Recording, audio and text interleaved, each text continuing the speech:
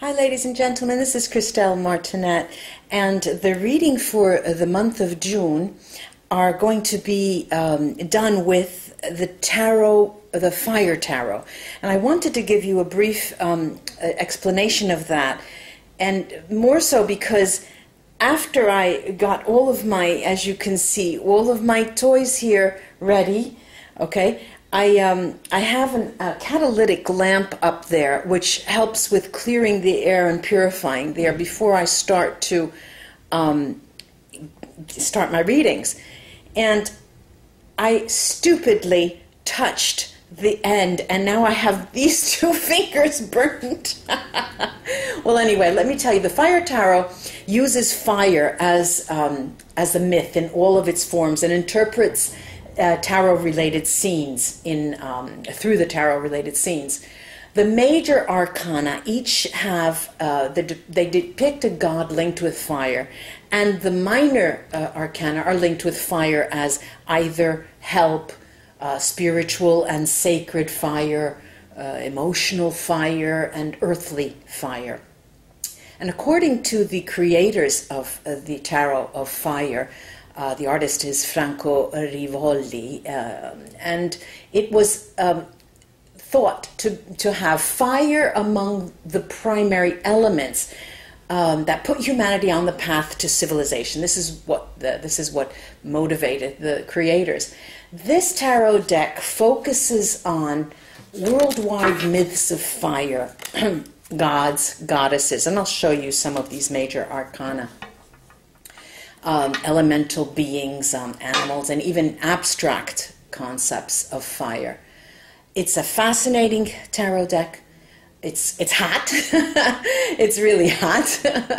And it's very brilliantly conceived. The artist, as you can see, many of the pictures, much of the artwork is with a black, dark background, so the element of fire can be more pronounced. This is the Wheel of Fortune, for example. But not all of them are that way. For example, this is the Lover's card. It's a very bright card. The major arcana, as we were saying, concentrates on some of the most potent myths of fire in the cultures of the different areas of the world. And there are powerful and quite familiar mythical figures such as Prometheus. We have Prometheus as the hanged man. Then we have Ocrisa, the Vestal version, as the high priestess. And there's also Osiride, the Egyptian underworld god, serving as justice. Hermes is none other than the magician. And more symbolically, on a more symbolic level, there's for the tower we have the Vesuvius that destroys the city of Pompeii. And there we have also fire raining down from the skies. Here, fire raining down from the skies that burns Sodom and Gomorrah in the Judgment card. And many of these cards are also depict forbidding, characters that we don't talk about. For example, the Empress. The Empress here is the Maori goddess, Makuika, and who does radiate strength, as you can see, and primal energy. There's also the devil here. Malach is the horned monster of legend. Then there's this hermit, which is the Dreamtime figure, Karakarok, who is a very commanding hermit.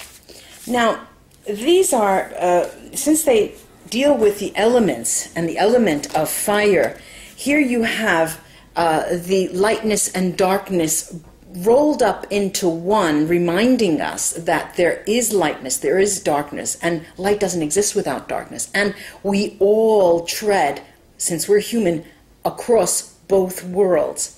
Now, on to our June 2017 readings, ladies and gentlemen. Hello, Cancer. It's your turn now. Let's concentrate on Cancer for the month of June. What's in store for Cancer for the month of June? What's in store for Cancer for the month of June? Cancer for the month of June.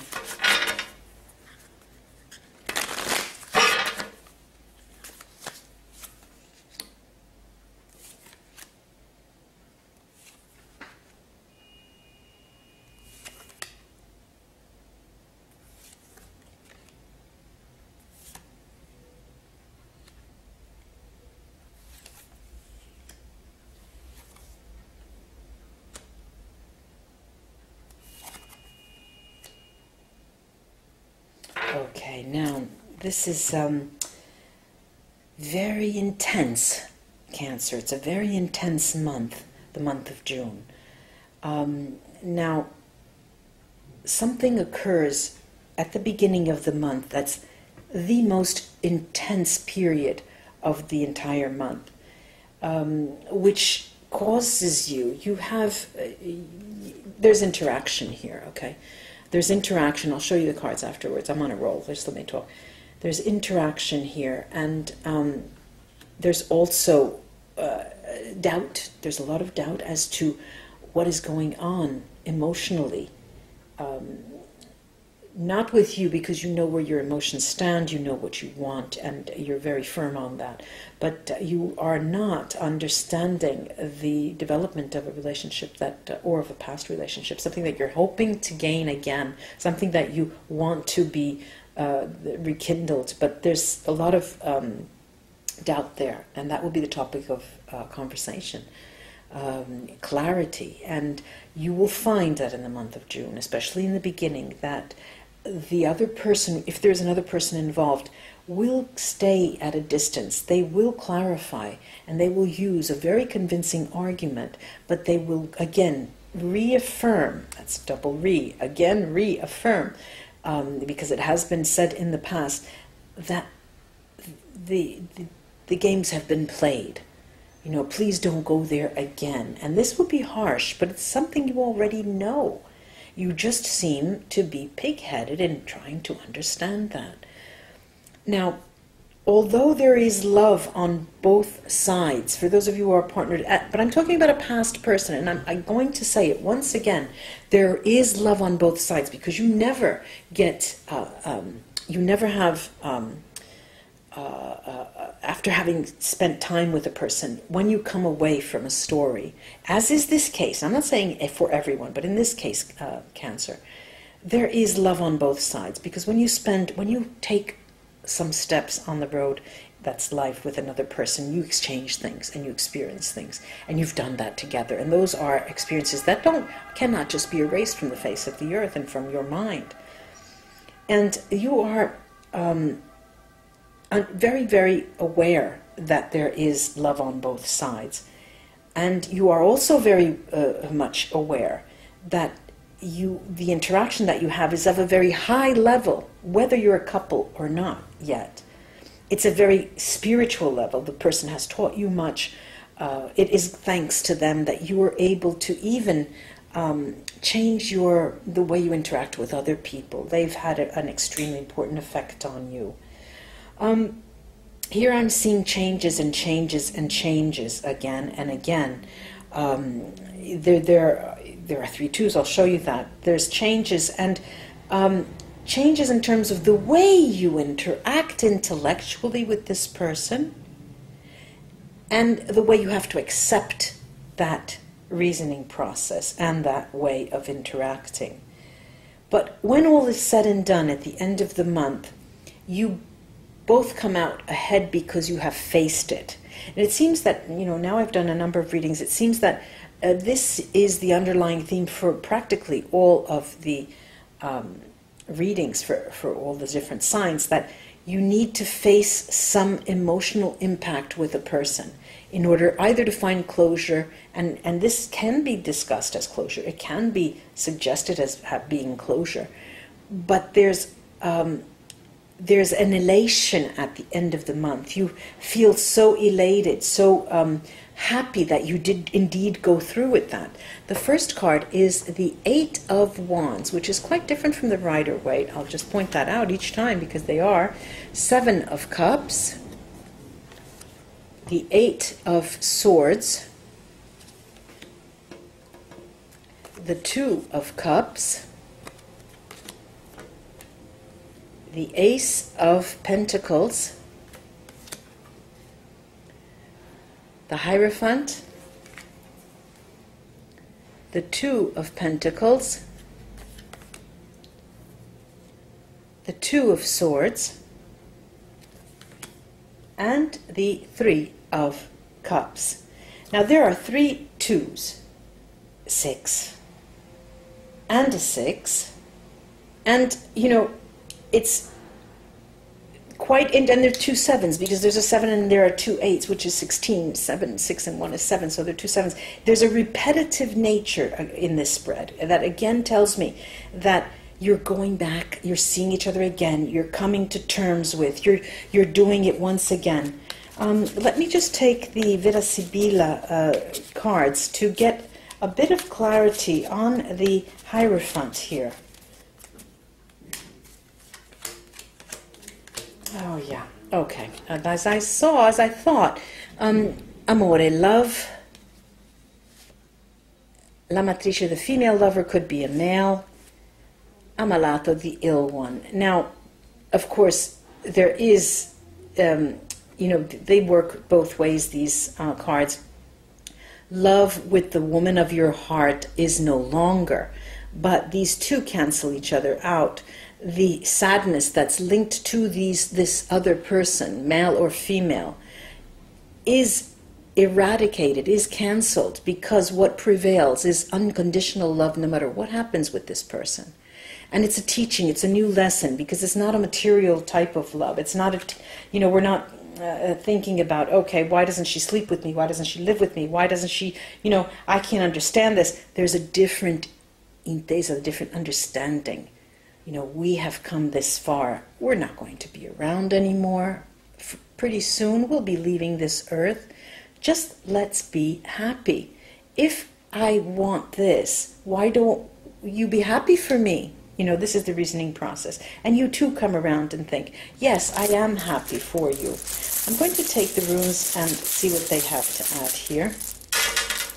A couple more runes for the other. Oops.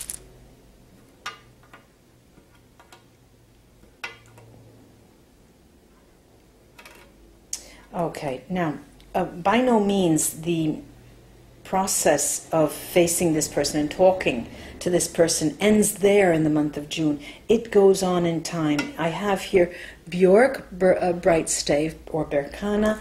It is the beginning of that process, actually, Yera, but it's going to go on in time because it has to go on in time. There are a lot of things to be defined. You know, for those of you who are married with them, well, what about our children? We have, well, how would you, what about if we do this? Do we have to have a cell? So there's interaction there, you know, because they have been a part of your life for a number of years. And I see here Rido, Brightstave, and Isa. And they're telling me, Cancer, for you that it starts a journey. And here again, this theme has been coming out for a number of readings. June seems to start a journey whereby you're going to crystallize your very being, your very nature, your character, your personality. It's going to become crystallized. It's going to be more well-defined for you in the future, even in terms of how you interact with other people. Now, Hagal is here to talk about the Seven of Cups, and it's here to talk about how important it is for you to, again, go deep. And every time I say go deep, I can just literally hear the people listening out there shouting, how deep is deep? How deep must I go? You know, and until the end of time, I'm hearing, you know, until the end of time. Here's the Two of Cups. Over the Two of Cups is Anzus. And, of course, we did talk about facing the music and talking, and that's what it is all about, the communication that needs to be, you cannot communicate, and that has to be faced. I do hope this was of help to you, Cancer friends, and Have a great month in June. Namaste until we read together again. Bye-bye.